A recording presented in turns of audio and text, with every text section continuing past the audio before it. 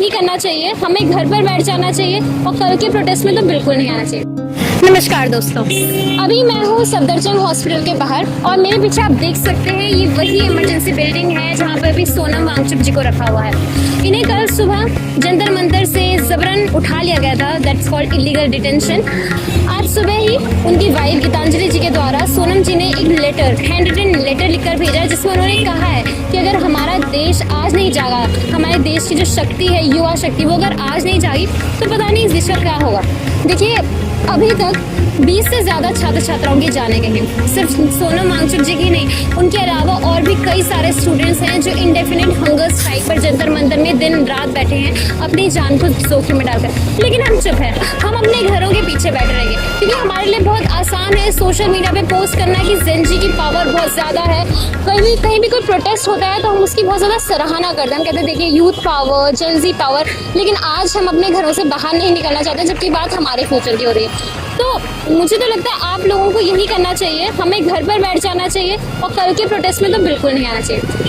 अगर आपके बच्चे आने वाले समय में विदेशी यूनिवर्सिटीज़ में जाके एडमिशन लेने वाले तो कल के प्रोटेस्ट को सपोर्ट मत कीजिएगा। अगर आपके बच्चे को, आपके छोटे भाई बहनों को एजुकेशन को लेकर किसी भी मसले में भारत में रहकर कभी भी दिक्कत नहीं आने वाली तो आप कल के प्रोटेस्ट में बिल्कुल मत आइएगा।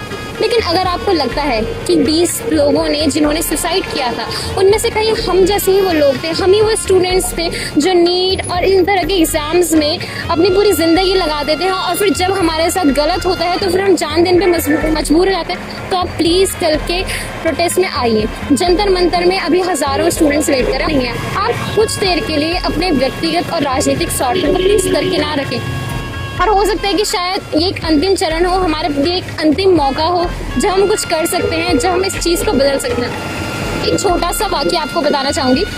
लाल बहादुर शास्त्री जी जब वो रेल मंत्री थे तो सिर्फ एक रेल हादसे पर उन्होंने अपना इस्तीफा दे दिया था और आज इस्तीफा तो दूर की बात है, कोई अकाउंटेबिलिटी लेने को तैयार नहीं। मुझे समझ नहीं आता कि अगर हम आज नहीं जागेंगे तो हम कब जागेंगे।